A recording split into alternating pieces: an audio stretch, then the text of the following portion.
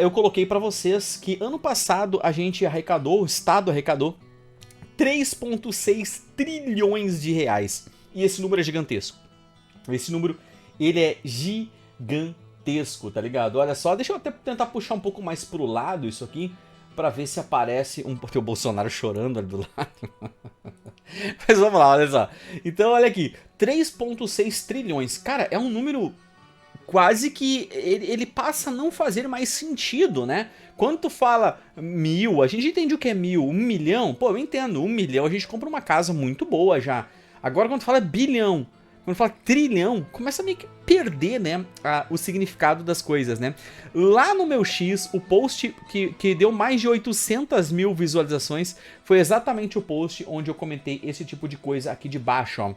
A gente tem uma arrecadação anual de 3,6 trilhões, a população do Brasil é de 216 milhões de pessoas e olha só agora o que eu vou falar pra vocês.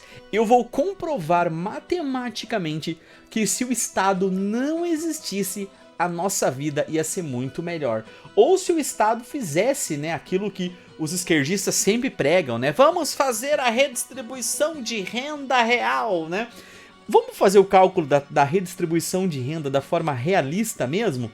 Vamos pegar o seguinte, vamos pegar que a gente continua pagando os nossos impostos normalmente, mas a gente pega todos os impostos que são arrecadados pelo Estado e ele é dividido entre todas as pessoas do Brasil.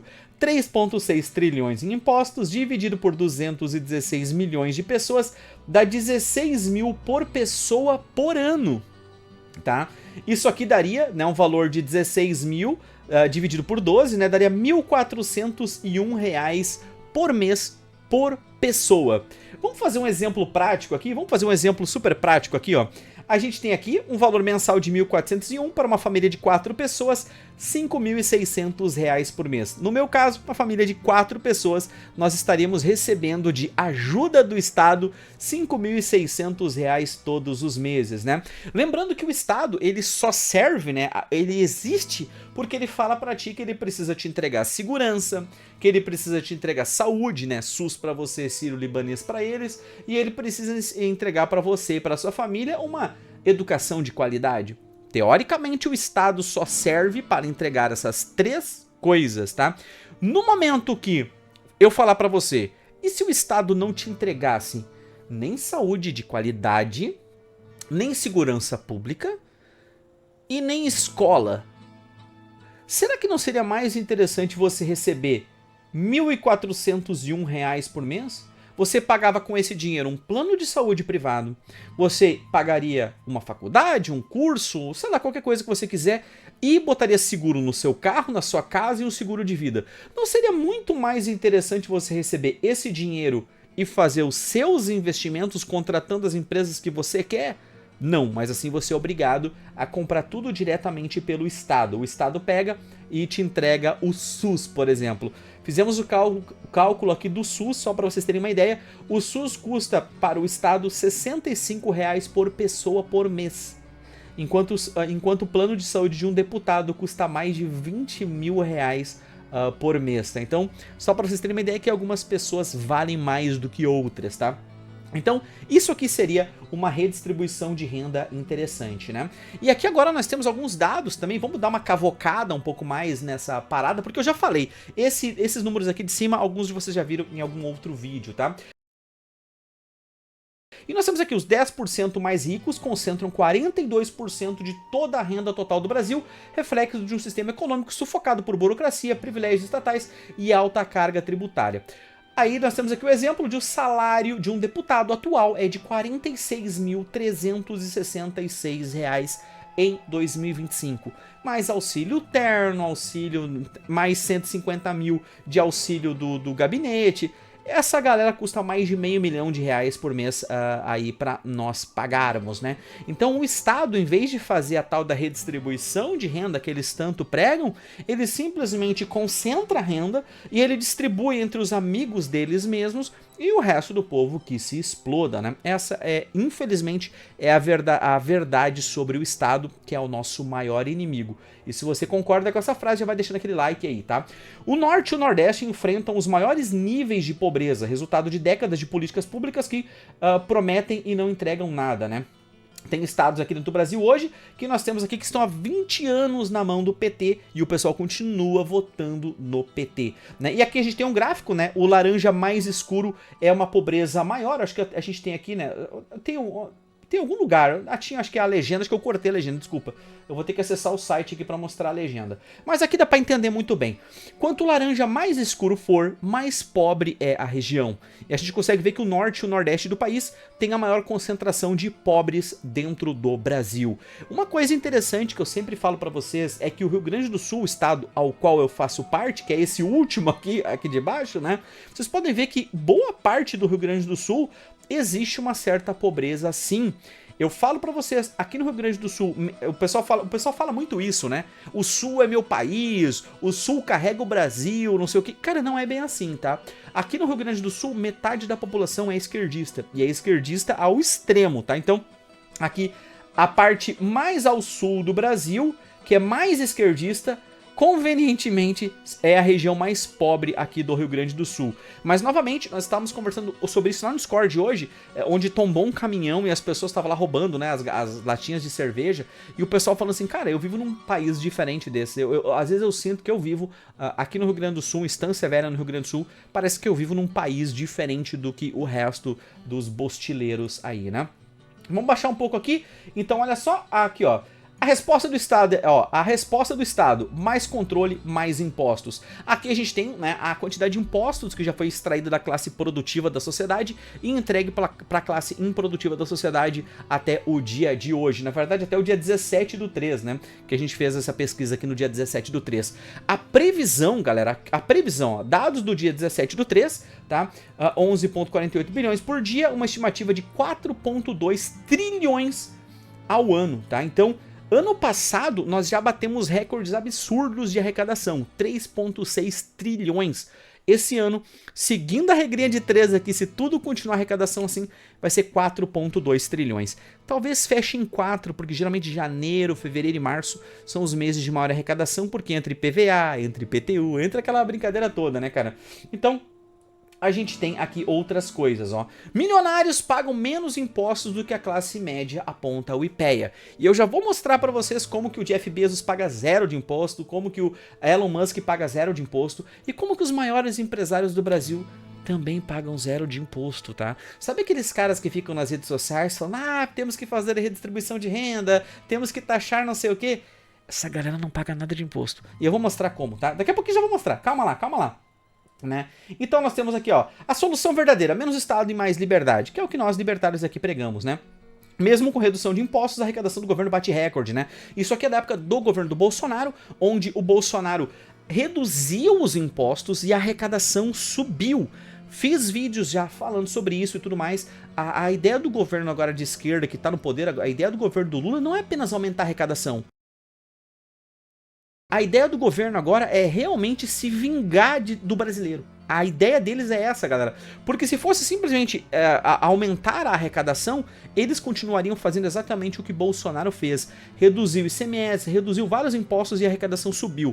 O conhecido evento da curva de Laffer, né? Onde tem tanto imposto que mais atrapalha a economia do que ajuda, né? Vale lembrar que nós estamos agora nesse exato momento com o PIB, o 7º maior PIB do mundo. Nós estamos exatamente com o mesmo PIB de 20 anos atrás, tá? Se dolarizar o PIB, tá?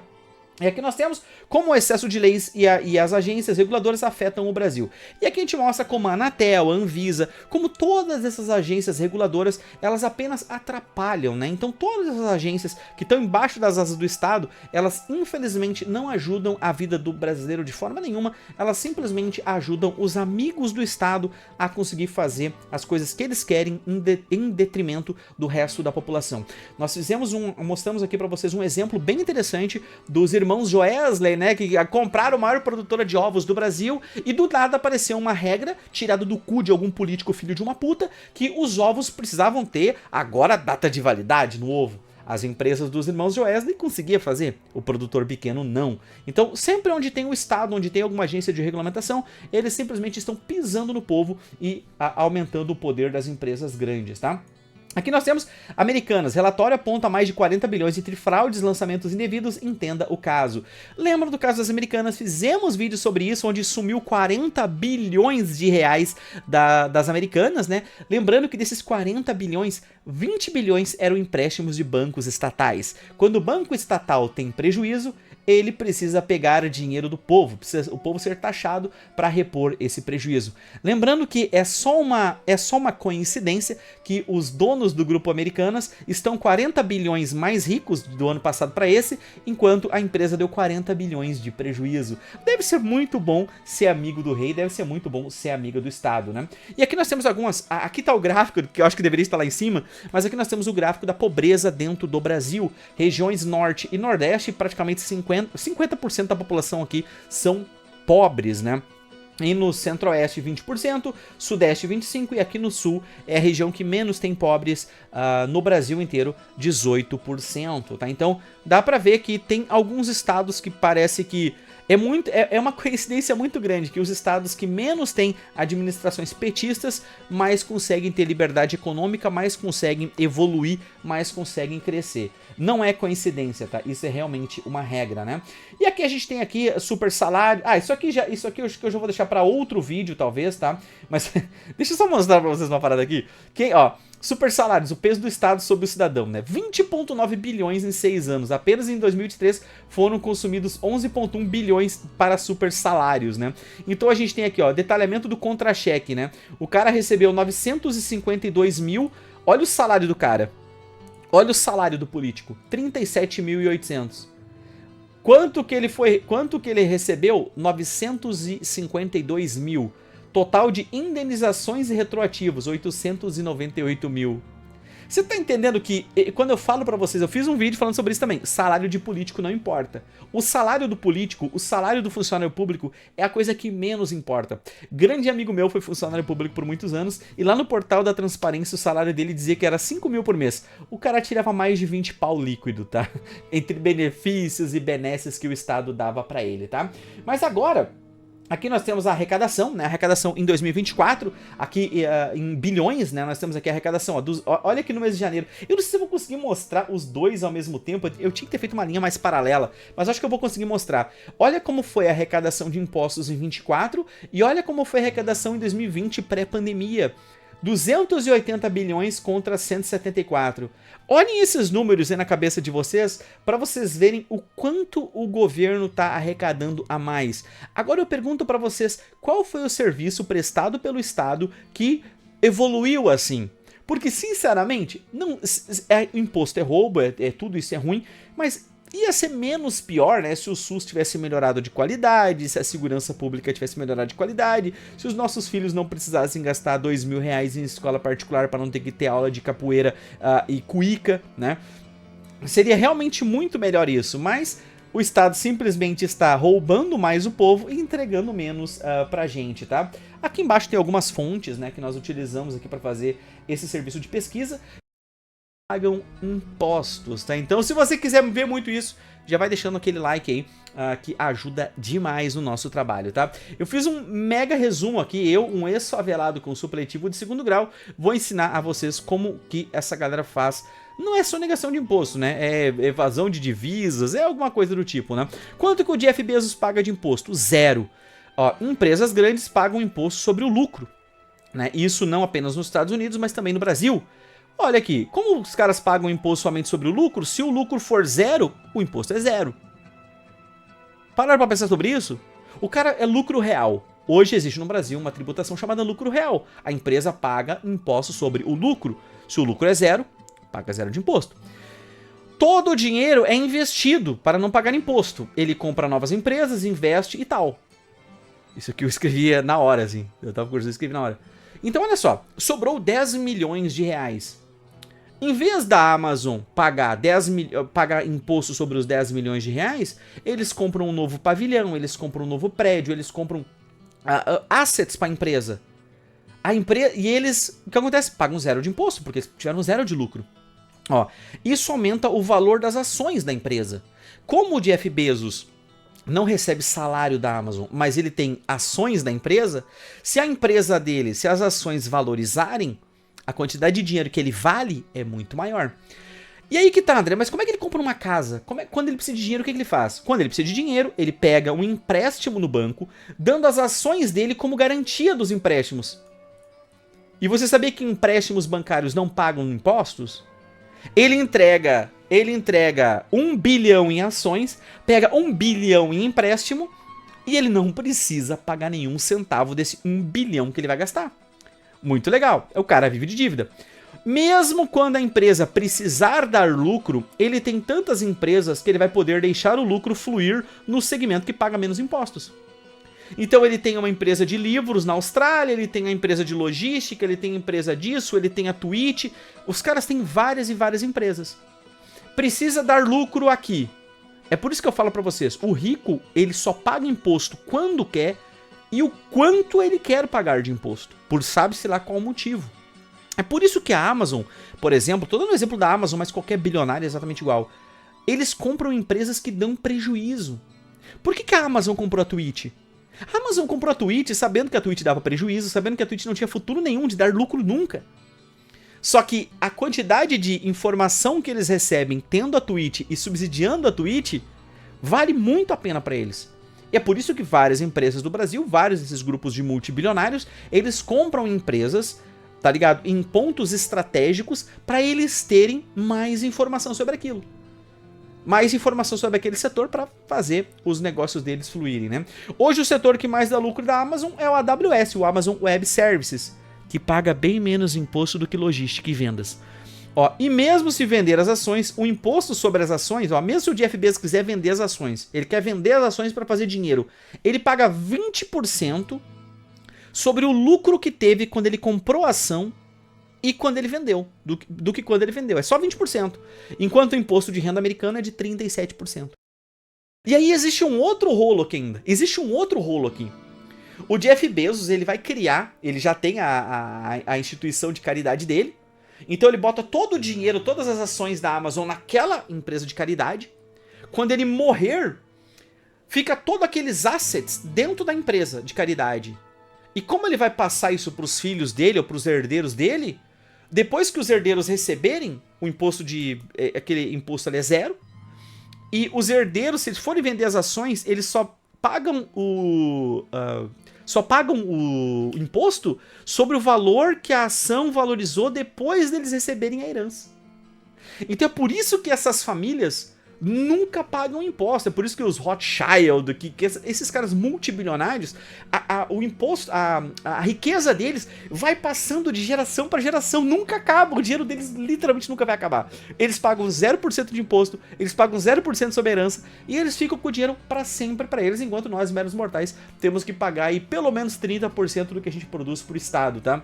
Eu acho que esse vídeo ficou um pouco grande demais, mas acho que deu para entender um pouco sobre a tal da redistribuição de renda e como alguns empresários, usei o Jeff Bezos como exemplo aqui, mas qualquer bilionário do Brasil faz exatamente essas regras que eu falei, se aplicam a qualquer bilionário dentro do Brasil, galera, tá? Então, se você gostou desse tipo de vídeo, cara, deixa o like, deixa o comentário que é extremamente importante. Nos vemos nos próximos vídeos, valeu e até mais!